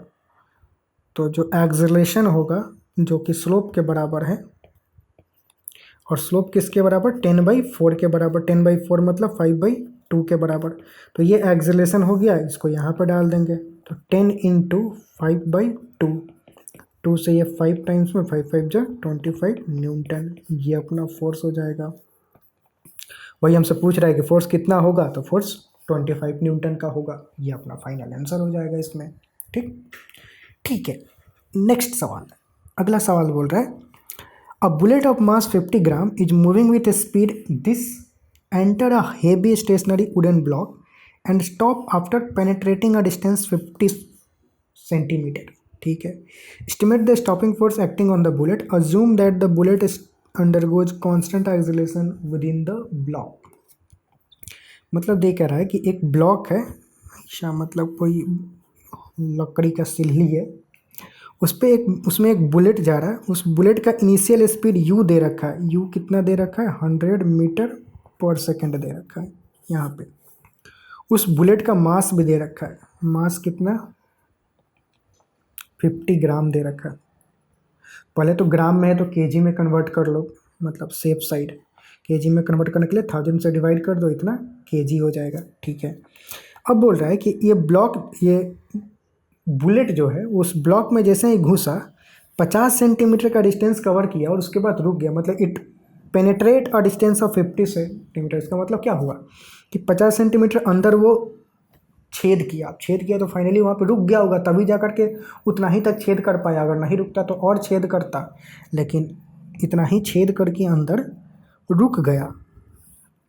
तो फाइनल वेलोसिटी क्या हो गया होगा, जीरो, यानी कि फाइनल वेलोसिटी इसका क्या हो गया, जीरो। कितना डिस्प्लेसमेंट हुआ, 50 सेंटीमीटर का।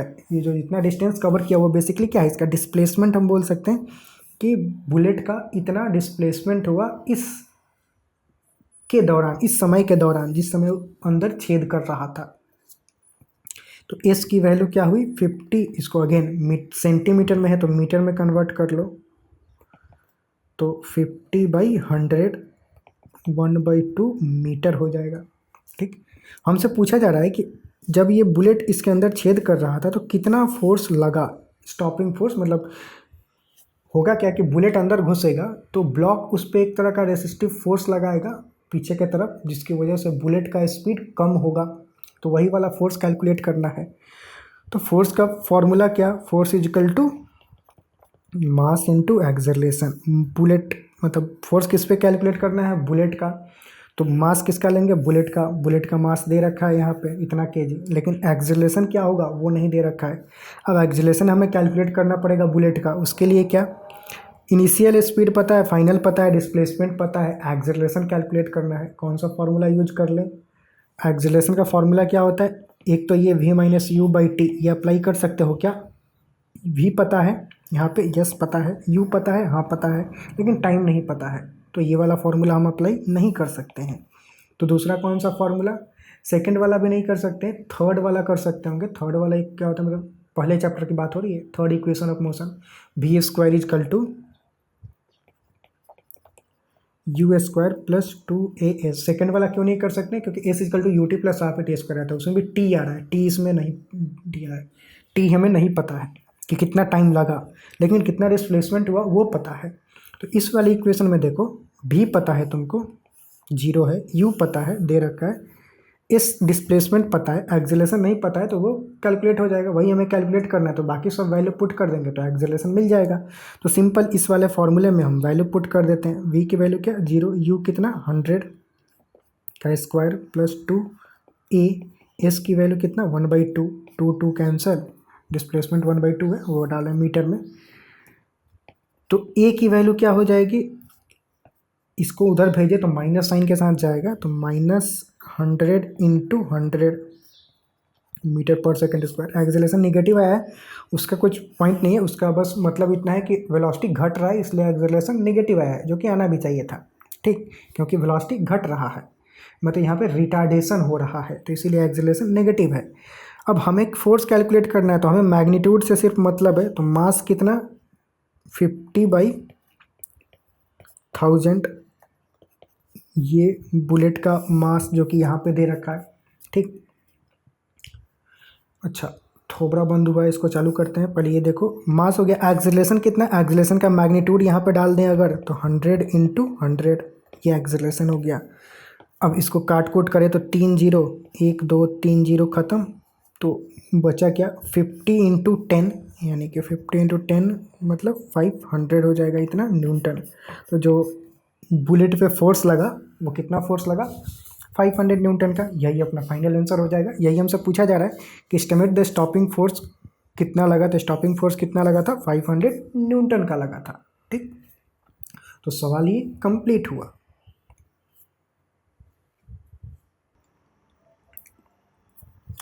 ओके, नेक्स्ट सवाल 13th क्वेश्चन।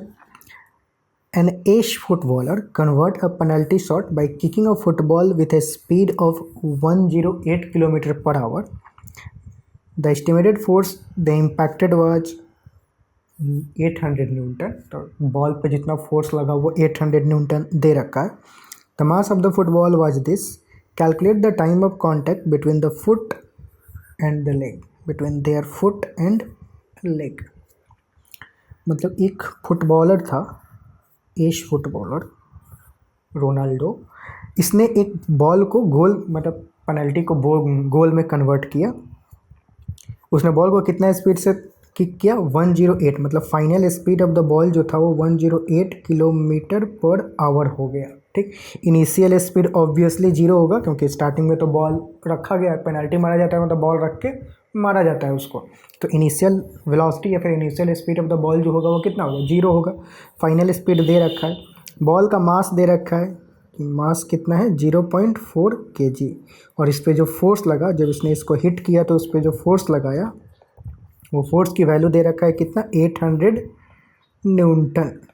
तो हमसे पूछा जा रहा है कि जब हिट किया तो पैर जो था बॉल से कितना समय के लिए कांटेक्ट में था। फोर्स किसने लगाया था, लात से मारोगे तो लात ही फोर्स लगाएगा, पैर ही फोर्स लगाएगा। तो मान लेते हैं कि टी टाइम के लिए जो पैर था वो बॉल से कांटेक्ट में था, मतलब इस टी टाइम में ही ये जो वेलोसिटी है वो 0 से 108 हो गया होगा।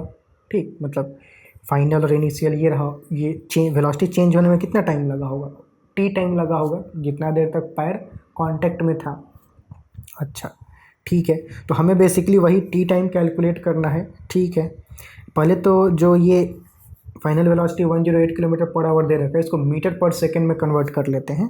तो इसको मीटर पर सेकंड में अगर कन्वर्ट करें तो ये कितना हो जाएगा, 108 किलोमीटर पर आवर से मीटर पर सेकंड में जाने के लिए 5/18 से मल्टीप्लाई कर देते हैं। तो ये 30 मीटर पर सेकंड हो जाएगा ये। तो फाइनल वेलोसिटी जो होगा v, उसकी वैल्यू ये हो जाएगी बेसिकली। ठीक है, अब जो फोर्स दे रखा है, फोर्स इजकल टू क्या होता है, मास इंटू एक्सेलरेशन। ठीक, मास एक्सेलरेशन का फॉर्मूला क्या, v minus U by T. तो हम ये फॉर्मूला अप्लाई कर लेते हैं, F equal to M into V minus U by T वाला फॉर्मूला, ये फॉर्मूला अप्लाई कर लेते हैं। इसमें होगा क्या, फोर्स हमें पता है, मास दे रखा है, v पता है, फाइनल इनिशियल पता है, टाइम मिल जाएगा, बाकी सारी चीज़ें पता है हमें, टी की वैल्यू मिल जाएगी, सब कुछ इसमें पुट कर दे तो बस सिंपल सा वही प्रोग्राम है।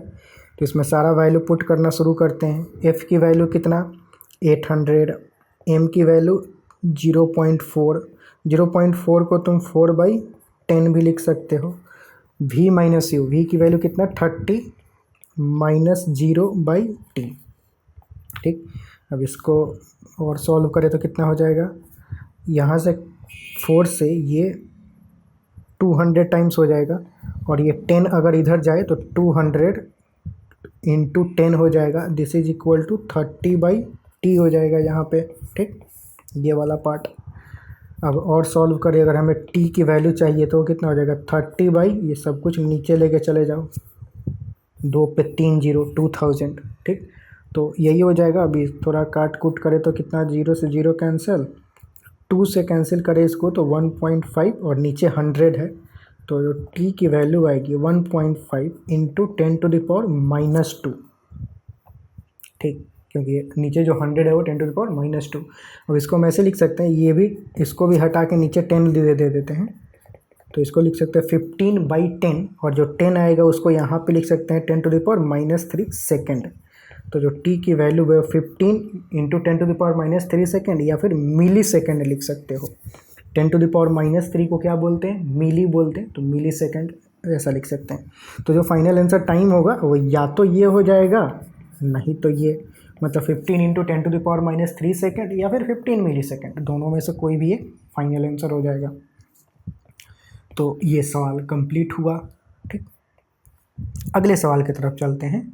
अगला सवाल, 1 मिनट, रिकॉर्डिंग हो रही है।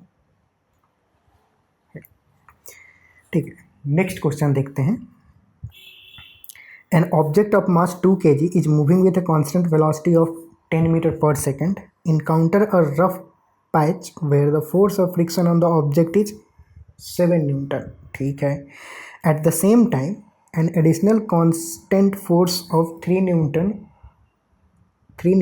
opposite to the motion is applied on the object.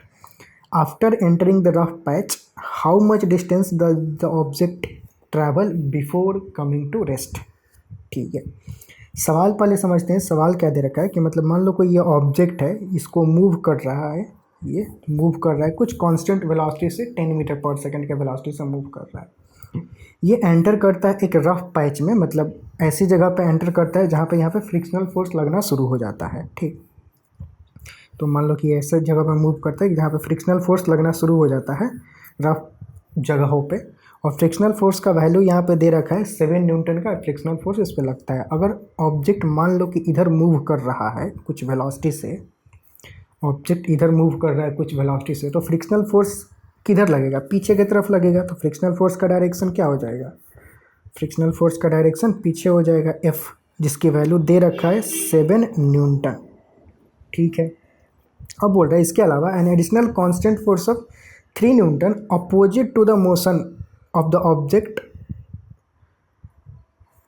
Eight the same time additional constant force of 3 newton opposite to the motion is applied on the object. अच्छा, इसी टाइम पे motion के opposite में एक और कांस्टेंट फोर्स अप्लाई किया गया 3 Newton का। ठीक है, मतलब वो भी इसी डायरेक्शन में अप्लाई किया गया है। लेट्स से कैपिटल F इसको बोल देते हैं।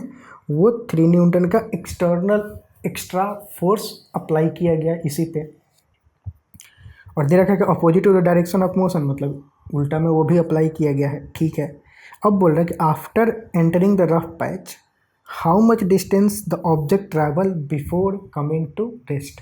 तो रफ पैच में जब वो जाएगा तो कितना डिस्टेंस ट्रैवल करेगा? अब दिख रहा है कि दो फोर्स पीछे की तरफ लग रहे हैं, तो इसका तो स्पीड धीरे धीरे घटेगा तो घट के फाइनल स्पीड 0 हो जाना है।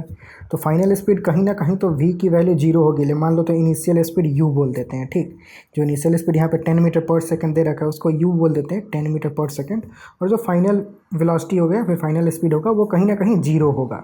अब उसी के दौरान जो यहाँ पे डिस्प्लेसमेंट होगा s, उसकी वैल्यू हमें कैलकुलेट करना है कितना होगा। सवाल क्लियर हुआ?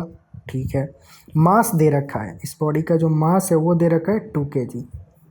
ठीक है, पहले तो इस मास की वजह से जो एक्सेलरेशन होगा वो कैलकुलेट कर लेते हैं। मतलब मास की वजह से नहीं, फोर्स की वजह से बेसिकली एक्सेलरेशन होगा। बॉडी इधर मूव कर रहा है, फोर्स उल्टा डायरेक्शन में लग रहा है। फोर्स उल्टा डायरेक्शन में लग रहा है मतलब कि एक्सेलरेशन नेगेटिव होगा। जो भी एक्सेलरेशन होगा वो नेगेटिव होगा माइनस साइन के साथ। और एक्सेलरेशन का फॉर्मूला क्या होता है? Acceleration is equal to force by mass होता है। Force basically net force. ठीक, नेट फोर्स, यहाँ पे नेट फोर्स कितना होगा? F नेट यहाँ पे कैलकुलेट किया जाए तो 2 फोर्स लग रहा है, 3 न्यूटन और 7 न्यूटन का दोनों ही सेम डायरेक्शन में लग रहा है, एक ही डायरेक्शन में। तो दोनों ऐड हो जाएगा, 3 + 7, दोनों फोर्स कितना हो जाएगा? 10 न्यूटन का हो जाएगा। तो जो नेट फोर्स इस पे लग रहा है वो 10 न्यूटन का। अब इसकी वजह से एक्सेलरेशन कितना होगा? तो A की वैल्यू अब नेगेटिव होगा क्योंकि फोर्स जो है वो वेलोसिटी के उल्टा वाले डायरेक्शन में लग रहा है। ठीक, बॉडी इधर मूव कर रहा है, फोर्स उल्टा लग रहा है, तो एक्सेलरेशन नेगेटिव होगा। ठीक, एक्सेलरेशन का फॉर्मूला वही रहेगा, फोर्स बाई मास। फोर्स की वैल्यू कितना? 10, मास की वैल्यू 2, तो -5 मीटर पर सेकंड स्क्वायर हो जाएगा एक्सेलरेशन। ठीक है, अब हमें एक्सेलरेशन पता चल गया। इसमें इनिशियल स्पीड, फाइनल स्पीड पता है, s की वैल्यू कैलकुलेट करनी है। कौन सा फॉर्मूला अप्लाई कर ले? Third equation of motion apply कर सकते हैं। अगर यहाँ पे हम सेकंड इक्वेशन क्यों नहीं, सेकंड इक्वेशन में भी डिस्प्लेसमेंट आता है s equal to ut + ½ at square, और वो क्यों नहीं अप्लाई कर सकते हैं? उसमें देखो अगर s equal to ut + ½ at square, t पता होना चाहिए, हमें s कैलकुलेट करना है, तो s तो अननोन है ही, इक्वल टू ut। अब t भी अननोन हो जाएगा क्योंकि टाइम तो पता है नहीं कि इस यहाँ से यहाँ तक जाने में कितना समय लगा है, वो तो पता ही नहीं है, तो वो अप्लाई नहीं कर सकते। इसीलिए सेकंड इक्वेशन ऑफ मोशन हम अप्लाई नहीं कर सकते, थर्ड इक्वेशन अप्लाई करना पड़ेगा। थर्ड इक्वेशन में फ़ायदा क्या होगा? v² = u² + 2as। अब इसमें देखो s कैलकुलेट करना है। ठीक है, इसके अलावा बाकी सब कुछ पता है, v पता है अपने को, u पता है, और a अभी जस्ट हमने कैलकुलेट कर लिया, तो सिंपल वैल्यू पुट कर देंगे तो अपना आंसर आ जाएगा। ठीक, तो बस मसाला रेडी है, इस पर तड़का डालते हैं। v की वैल्यू 0, u की वैल्यू कितना? 10 का स्क्वायर + 2, एक्सेलरेशन कितना? -5 × s। ठीक, इसको मैं यहाँ पे सॉल्व करूँ तो कितना हो जाएगा? 0। अब 0 क्या, इसको ये तो 0 हो गया, इसको इधर लेके आऊँ तो 10 का स्क्वायर 100, यहाँ पे -100 आएगा, तो -100 इक्वल टू इधर क्या हो जाएगा? ये प्लस माइनस माइनस बन जाएगा, और 2 × 5 10, तो -10 × s। तो s की वैल्यू क्या हो जाएगी? ये माइनस माइनस कैंसिल, 1 0 से 1 0 cancel, s equal to 10 metre हो जाएगा। तो कितना डिस्टेंस ट्रैवल करेगा बिफोर कमिंग टू रेस्ट, वो हमें कैलकुलेट करना था, वो कितना हो जाएगा? 10 मीटर हो जाएगा। तो यही अपना फाइनल आंसर हो जाएगा इसका। ठीक, और सवाल यहाँ पे कंप्लीट हुआ। ये अच्छा क्वेश्चन था, मतलब अभी 9th के लेवल पे अच्छा खासा क्वेश्चन है। ऐसे क्वेश्चन अगर ये लेट से एक बार में तुम्हें ना समझ में आए या फिर सॉल्व नहीं कर पा रहे हो तो इस क्वेश्चन को तुम 2 बार 3 बार सॉल्व कर सकते हो, तो मतलब फ़ायदा होगा तुम्हें। ये क्वेश्चन या फिर पीछे वाला क्वेश्चन, ये वाला क्वेश्चन भी अच्छा क्वेश्चन था कॉन्सेप्ट क्लियरिटी के लिए। ये वाला क्वेश्चन भी अच्छा क्वेश्चन था। इस तरह के क्वेश्चन तो मतलब इवन जेई नीट में जब प्रिपरेशन करोगे तो वहाँ भी पूछा जाता है सेम पैटर्न का क्वेश्चन, कि बंदूक से गोली मारा गया, वो अंदर घुसा तो कितना अंदर घुसेगा, कितना समय लगेगा, ये सब फलाना डिम का, मतलब सिचुएशन ऐसा ही रहता है। ठीक, तो ये सब, ये जो पिछले 2-3 क्वेश्चन थे अच्छे अच्छे क्वेश्चन थे। ठीक, ये भी जो अभी वाला क्वेश्चन सॉल्व कर रहे हैं ये भी ठीक ठाक क्वेश्चन है। अगला क्वेश्चन देखते हैं। नेक्स्ट क्वेश्चन बोल रहा है अ ट्रैक्टर पुल्स अ हॉरो। हॉरो मतलब का वो फावड़ा बोलते हैं उसको, कि मतलब उससे खेत जोता जाता है, फावड़ा। अब प्लॉटिंग टूल मतलब खेत जोतने वाला खेत जोतने वाला यंत्र। ठीक, जिसका मास m1 है और उसको F4 से खींच रहा है ट्रैक्टर। ठीक, तो एक्सेलरेशन कितना हो रहा है a1। अच्छा ठीक है, तो मतलब लिखते हैं यहाँ पे एक हॉरो को जिसका मास m1 है उसको अगर F4 से खींचा जा रहा है तो उसका एक्सेलरेशन a1 हो रहा है। ये सिचुएशन दे रखा है। ठीक है, the same tractor pull a trolley. अच्छा, अब वो ट्रॉली को खींच रहा है, ट्रॉली खींच रहा है, ट्रॉली जिसका मास m2 है और सेम फोर्स से खींच रहा है, तो उस ट्रॉली का एक्सेलरेशन a2 हो रहा है। ट्रॉली का मास m2, उसको सेम फोर्स F से खींच रहा है, तो उसका एक्सेलरेशन a2 हो रहा है ट्रॉली का। अच्छा, if the tractor now pulls the trolley with the harrow placed in it. अच्छा, अब बोल रहा है ट्रॉली मतलब क्या होता है, पीछे का वो डब्बा टाइप का जो होता है उसको ट्रॉली बोलते हैं, और ट्रॉली के अंदर वो जो फावड़ा था उसको रख दिया गया है, अब ट्रैक्टर उसको खींच रहा है। तो अब दोनों को अगर साथ में मिला दिया जाए, मतलब हॉरो प्लस ट्रॉली,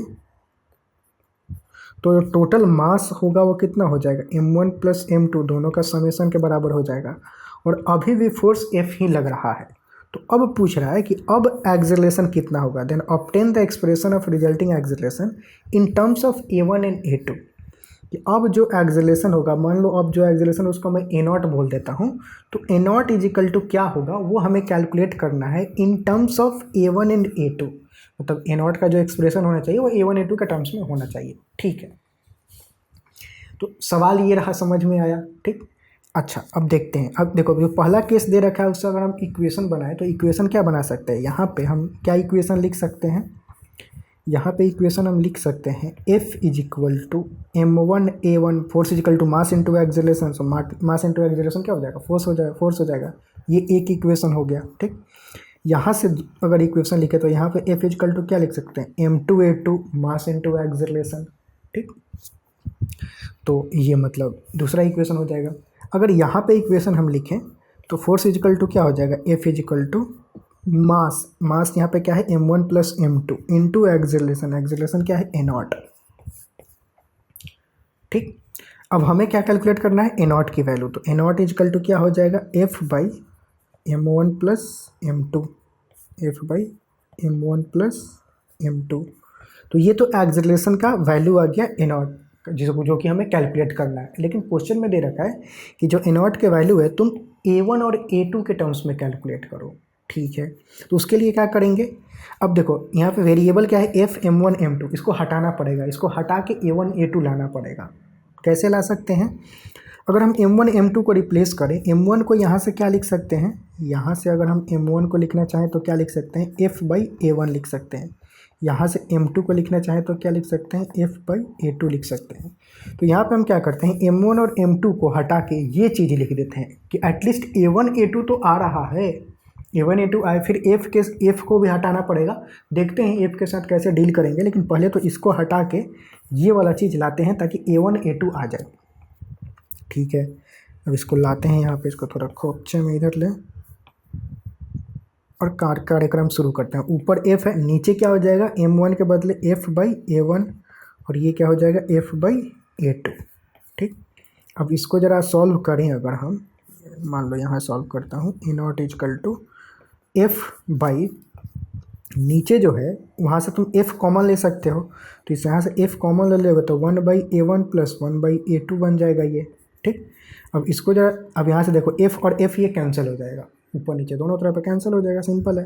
अब इसको तुम ऐड करोगे तो ये क्या हो जाएगा, ऊपर 1 नीचे क्या हो जाएगा, ये a1 a2 बन जाएगा, यहाँ पे आ जाएगा a2, यहाँ पे आएगा a1, क्योंकि मतलब a1 a2 एलसीएम हो गया, a1 से डिवाइड करो तो a2 बचेगा। अब a2 को 1 से मल्टीप्लाई करोगे तो a2 आएगा, यहाँ पे a2 से डिवाइड करोगे नीचे को तो a1 आएगा, a1 को 1 से मल्टीप्लाई करोगे तो a1 यहाँ पे आ जाएगा। अब ये हो गया a0 इजकल टू, अब नीचे वाला जो मसाला है a1 a2 वो ऊपर चला जाएगा। ठीक, तो इसको अगर हम सिंप्लीफाई सिंपल वर्जन में लिखें, शायद हो सकता है मेरे मुंडी के पीछे आ जाए, a1 a2 by a1 plus a2 या फिर a2 plus a1 plus a1 या फिर a1 plus a2।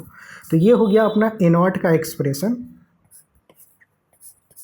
In terms of a0 is का expression in terms of a1 and a2। ठीक, तो ये क्या एक्सप्रेशन है, a1 into a2 divided by a1 plus a2। ये सिंपल सा एक्सप्रेशन, सिंपल तो नहीं है मतलब ठीक है, पर फिर भी ये वाला एक्सप्रेशन हो जाएगा। तो ये एक्सलेशन हो जाएगा इन terms of a1 and a2, जो कि हमसे पूछा जा रहा है। तो यही फाइनल आंसर हो जाएगा इसका। ओके, ठीक है, आते हैं अगले सवाल पे, और ये शायद लास्ट सवाल है। यस, ये शायद लास्ट सवाल है, शायद नहीं है। तो 16th क्वेश्चन, जो कि लास्ट क्वेश्चन है, चलिए ये सवाल देखते हैं क्या बोल रहा है। बोल रहा है when a pole of bar magnet is brought close to a magnetic compass, the bar magnet and the compass needle which is also a magnet.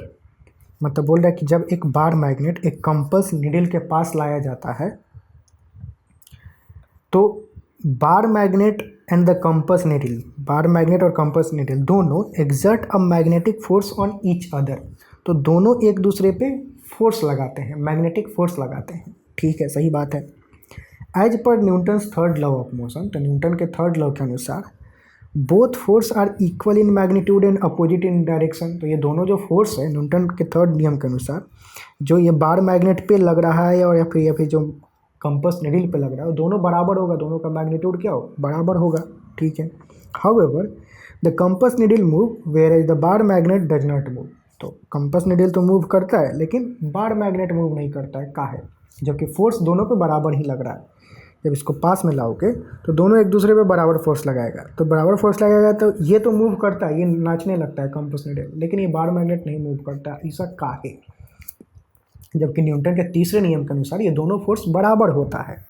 ठीक है, जरा इसको समझने के लिए समझते, लेट से बार मैग्नेट हो गया और ये कंपस नीडल हो गया। ठीक, दोनों पे जो फोर्स लग रहा है वो बराबर, इस पर भी एफ फोर्स लग रहा है, इस पर भी एफ फोर्स लग रहा है, लेकिन ये मूव करेगा मतलब क्या, कुछ एक्सेलरेशन प्रोड्यूस होगा। एक्सेलरेशन का फॉर्मूला क्या होता है, अगर हम एक्सेलरेशन का फॉर्मूला लिखें तो वो क्या होता है, acceleration is equal to force by mass, ये होता है। अब मास का देखोगे तो इसका मास तो बहुत कम है, इसका मास बहुत ज़्यादा होता है, ये बहुत भारी होता है, ये बहुत हल्का होता है।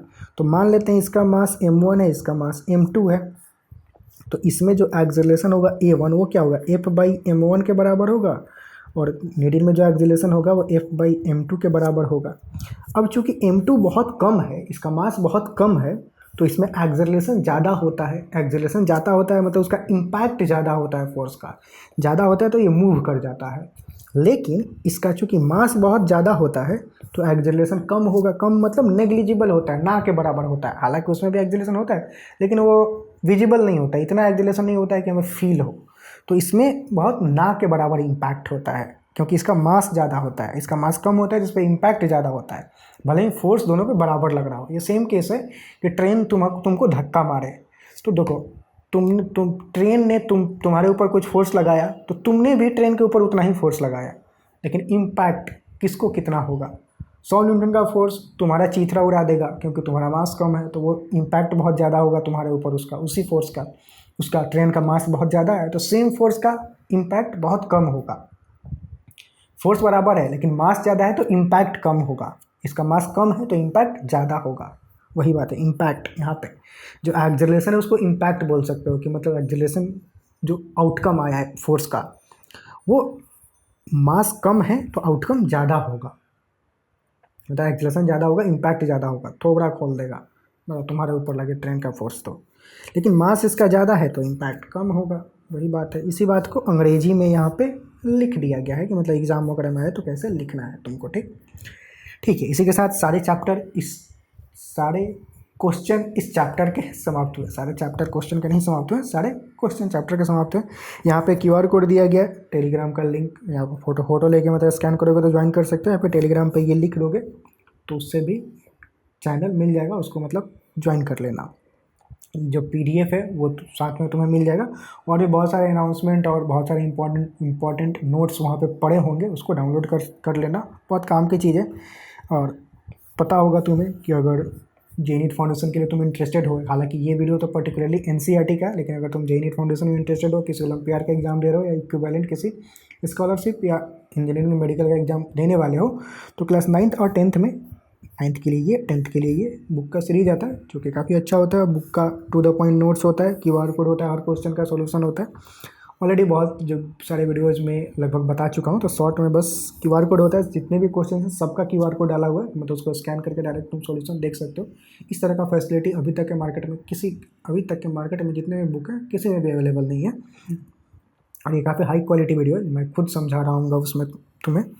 एक्चुअल PYQ अभी 9th और 10th के बुक में ही एम्बेडेड है, उसी के अकॉर्डिंग तुम्हें नोट्स मिल जाएगा, टू द पॉइंट नोट्स मिलेगा। तो उसको फॉलो करोगे तो तुम्हें कोई भी प्रॉब्लम नहीं आएगी। बुक परचेज करने के लिए नीचे मतलब डिस्क्रिप्शन में लिंक होगा, वो ज्वाइन कर सकते हो। या फिर एक QR कोड अगर स्कैन करोगे तो मतलब तुम बुक कहाँ से लेना है, अमेजन पर बेसिकली अवेलेबल है, जो भी फेयर प्राइस पे भी अवेलेबल है, मतलब कुछ में कुछ प्रॉफिट वगैरह का बात नहीं है। जो भी बुक का प्रिंटिंग, डिलीवरी कॉस्ट वगैरह होता है, तुम्हें अलग से डिलीवरी कॉस्ट नहीं देना है, पर उसमें इंक्लूडेड होता है, तो वही सब इंक्लूड करके है। तो छोटा मोटा मतलब अभी कुछ सेल में ही चल रहा है, अभी जो भी मिनिमम प्राइस हो सकता है उतना में तो अभी लेना चाहो तो ले सकते हो। काफ़ी अच्छी बुक है, मतलब मार्केट में टू दी बेस्ट बुक है। और जो तुम्हारा NCERT में जो भी सिलेबस चेंज हुआ उसके अकॉर्डिंग अपडेटेड है, इसलिए ये बुक अभी लेट से भी आया था, तो अभी अवेलेबल हो गया, मतलब अभी अवेलेबल है। अभी अगर चाहो तो ले सकते हो, ठीक है। इसी के साथ इस वीडियो को करते हैं ख़त्म और मिलते हैं अगले वीडियो में। अब अगला वीडियो क्या होगा, एडवांस प्रॉब्लम सॉल्विंग होगा इसी चैप्टर का, और फिर नेक्स्ट चैप्टर आएगा, ठीक। तो एक क्वेश्चन प्रैक्टिस इसी चैप्टर का और आएगा, क्वेश्चन प्रैक्टिस वीडियो एक और आएगा इसी चैप्टर का, एडवांस क्वेश्चन प्रैक्टिस, और इसके बाद नेक्स्ट चैप्टर का थियरी वीडियो आएगा, ठीक। और नीचे कमेंट में बताओ कि एक बार बहुत सारे बच्चे पूछ रहे थे कि कब सिलेबस ख़त्म करोगे पूरा का पूरा, तुम कब चाहते हो। देखो ये चैनल तुम्हारा है, तुम जैसे अकॉर्डिंग बोलोगे वैसे होगा। तो तुम कब चाहते हो कि सारा का सारा सिलेबस ख़त्म कर जाए, जब तुम बोलो तब करा देंगे। अगर तुम बोलो तो 10 दिन के अंदर सारा वीडियो अपलोड कर दे रहे हैं, इसमें कोई इशू नहीं है। तो मैं तो मतलब टाइम लेता हूँ कि तुम थियरी वीडियो डाला, उसको पढ़ लो, जब पढ़ लोगे तो फिर मतलब क्वेश्चन प्रैक्टिस वीडियो करेंगे, फिर ये कर लोगे तो अगला करेंगे, तो थोड़ा टाइम ले लेके लेकिन तुम जब चाहते हो, कब चाहते हो, और तुम जल्दी चाहते हो फिनिश करना तो वो भी कर सकते हैं। तो एक बार नीचे कमेंट में ये भी बताओ कि तुम कब चाहते हो पूरा का पूरा सिलेबस कंप्लीट किया जाए, ठीक है। मिलते हैं अगले वीडियो में।